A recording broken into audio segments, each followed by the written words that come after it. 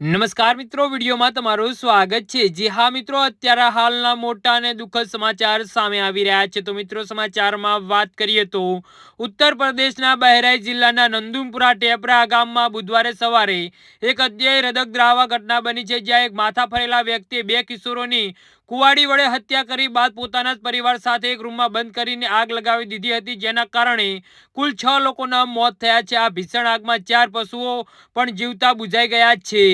જી હા મિત્રો, અત્યારે હાલના મોટા અને દુઃખદ સમાચાર સામે આવી રહ્યા છે।